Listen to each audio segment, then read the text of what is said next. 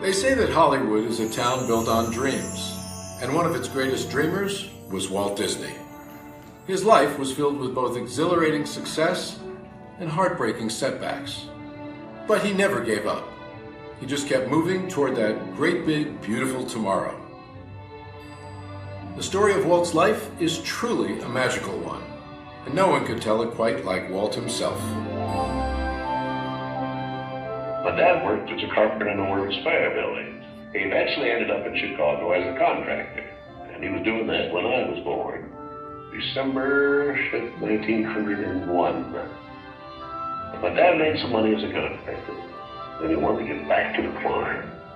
They finally ended up buying this farm in Marceline, Missouri. It was a beautiful farm, but it was not the kind of farm to make a living on. Things got pretty tough on the farm, and my dad had a sickness. So my dad sold the farm, took the money, and went to Kansas City. And my dad bought this Kansas City Star route. And they gave me a route. I was about 9 or 10 when I started that.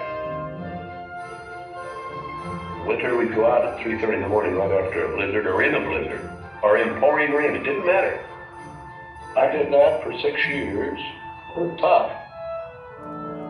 The constant hardship took a heavy toll on the Disney family. One by one, the children began to leave home. Then one day, Walt woke up to find his best friend, his brother Roy, had gone as well. So Walt did something that he would do throughout his life when things got tough. He took a chance. My brother had joined the Navy, so I wanted to join it. Well, I was still a year too young, I was 16. Finally, this kid come in to me very excited. He said, there's something just forming here that you and I can get in. I said, what is it? He said, an ambulance unit. I was in Paris, 3rd of September, when Pershing pulled out. Paris, which had been this exciting thing with all these soldiers and things, suddenly there wasn't a soldier to be seen. And I suddenly became very lonesome. So then I went in and put a request in to be discharged. So I hit Chicago. That's where my parents were living. And I said, Dad, I want to be an artist. And my dad, he just couldn't buy that. So I pulled stakes and moved to Kansas City. Roy was in Kansas City working in a bank. One of the fellows working with Roy said, say, I have a couple of friends that have an art shop. I went up with these samples, and there were all these corny things I'd done in France. Well, my gosh, they hired me. I mean, right on the spot. So I took the camera home, and then I started experimenting on my own way.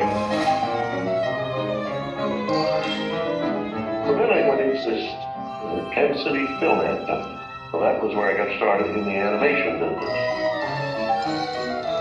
So I was thinking if I had something with a novel to it, I might crack the market. But I still couldn't get anywhere with it. I failed. I learned a lot out of that.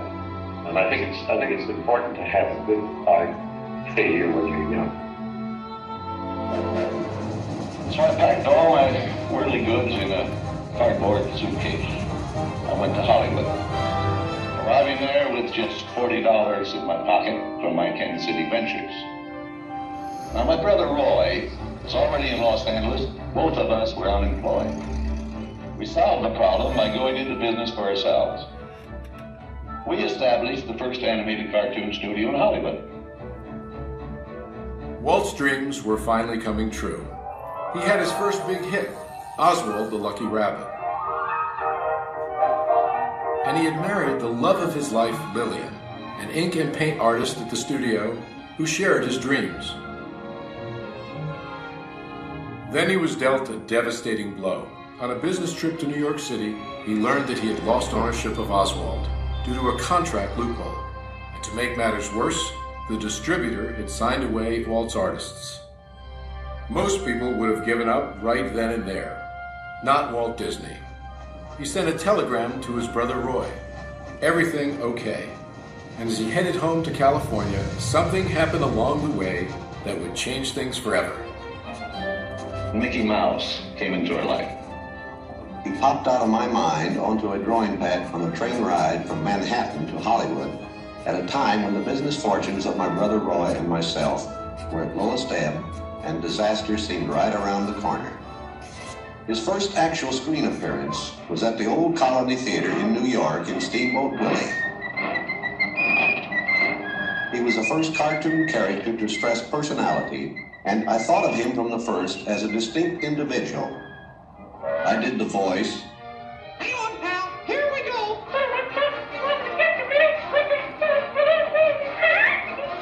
Mickey was simply a little personality assigned to the purposes of laughter.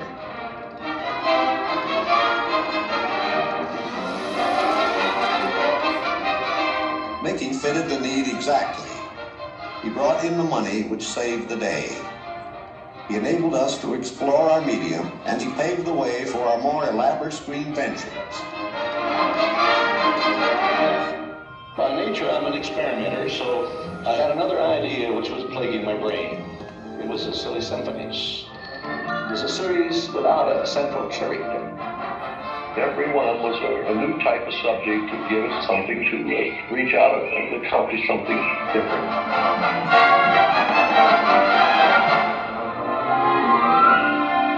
Then we started distributing both Mickey Mouse and the Silly Symphonies. It was nip and tuck, get them out. Walt began to push himself and his artists, and when he wasn't working, he was worrying about the future. And then the inevitable happened. In 1931, he had what he called a heck of a breakdown. So he did something unique for Walt Disney. He took time off and took his wife on the first vacation they had ever had. When they returned, he was a new man, filled with ideas for the future.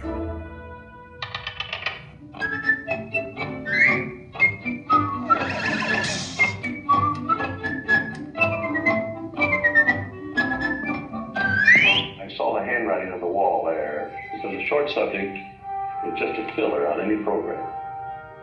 Now, if I could crack the feature field, then I could do this. I had done a little story research on different fairy tales I might do, and Snow White was one of them. I thought it was the perfect story. I had the heavy. It's a magic wishing apple. Now, make a wish. I had the prince and the girl, the romance. I had a sympathetic dwarf thing. We started Snow White sometime late 35, and it was around 2 years in the making. We had the family fortune, we had everything wrapped up in Snow White. In fact, the banker, I think, was losing more sleep than I was. We had a big premiere in the Carthy Circle Theater, big, brilliant Hollywood premiere. All of Hollywood brass turned out for a cartoon.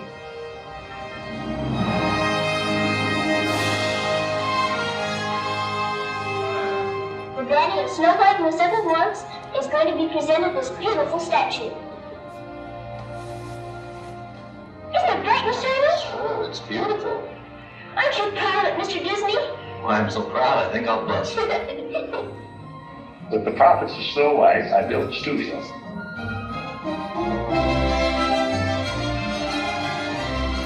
Two years later, I was almost broke. Plus, I had all these pictures and words. Pinocchio? You can see there are no strings on me. Bambi? Fantasia?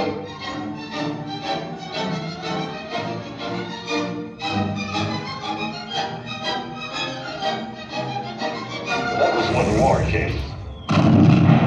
And the whole world was collapsing then. So many of my boys went through the service. So I just practically stopped my feature production. It's all I could do. But after the war, there was quite a problem picking up the pieces. I knew that diversifying in the business would be the salvation of it. So I tried various things. I wanted to go beyond the cartoon. And I thought if I could get into the live end, that there's things I could do. Stand by, engines. Come on, now, wanna get him! Not bad, eh, Charlie? Let's open her up and see what you really do. I wanted enough different types of things that I could fall on my nose with one of these pictures, but I had another one right behind it that would hit. After long concentration on live action and cartoon films, we decided to try something that would employ about every trick we learned in the making of films. We would combine cartoon, live action, in an enormous fantasy, Mary Poppins. As the original Mary Poppins budget of $5 million continued to grow, I never saw a sad face around the studio. Even my brother Roy was happy. This made me nervous. And the horrible thought struck me. Suppose the staff had finally conceded that I knew what I was doing. Once again, Walt Disney had created storytelling magic to reinvent family entertainment. But even then, he wasn't finished. He had a bigger dream in mind. Well, it came about when my daughters were very young, and Saturday was always Daddy's Day with the two daughters. So we'd start out and try to go someplace with, different things, and I would take them to the merry-go-round, and I took them different places, and as I'd sit there while they rode the merry-go-round, did all these things, I felt that there should be something built, some kind of an amusement enterprise built where the parents and the children could have fun together. So that's how Disneyland started. It takes a lot of money to make these dreams come true. And we had everything mortgaged, including my family. Started with many ideas, threw them away, started all over again. Eventually it evolved into what you see today as Disneyland. But it all started from a daddy with two daughters wondering where he could take them, where he could have a little fun with them too.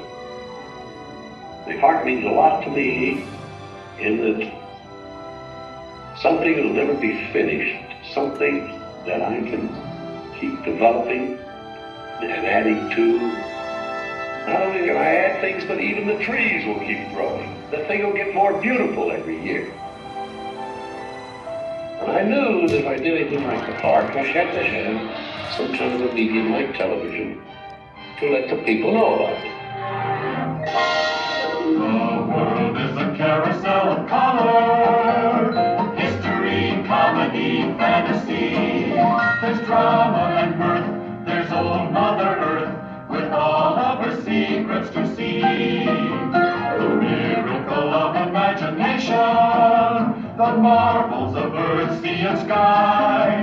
These wonders untold are ours to behold in the funny world, the sunny world, the wonderful world of color. And now your host, Walt Disney. Today, I want to share with you some of our ideas for Disney World.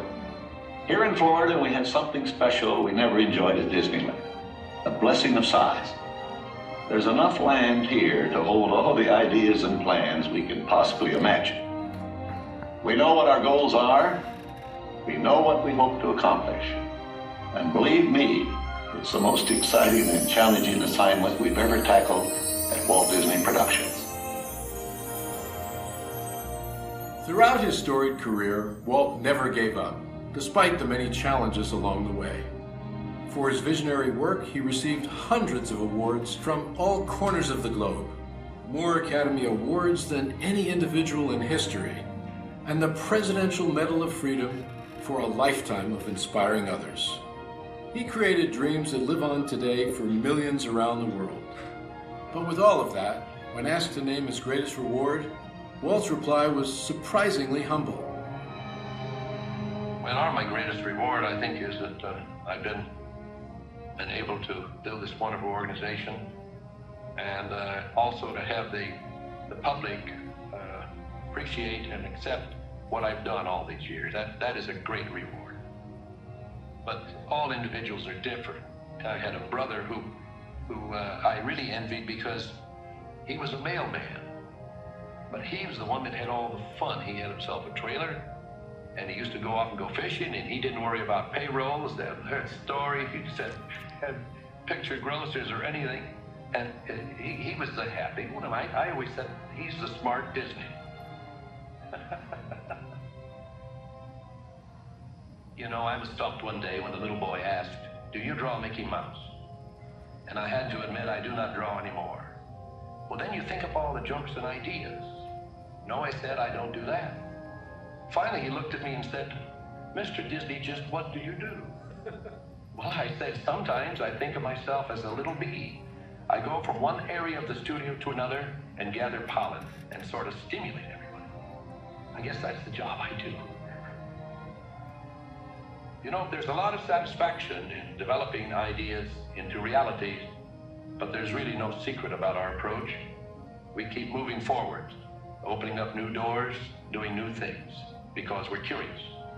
And curiosity keeps leading us down new paths. We're always exploring and experimenting. We're interested in doing things that are fun, in bringing pleasure and especially laughter to people.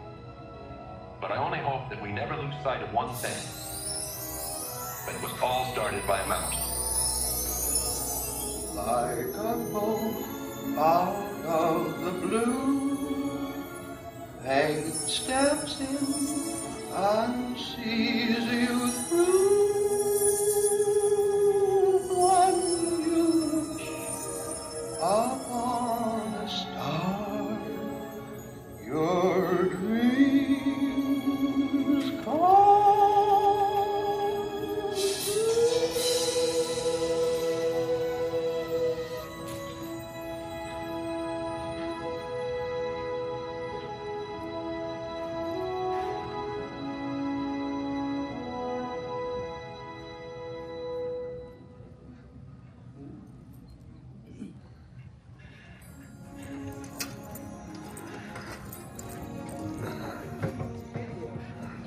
Thank you for joining us, folks. Have a great rest of your day. Please make sure to gather all your personal belongings and exit out to the doors to your right. Thank you, and have a great rest of your day.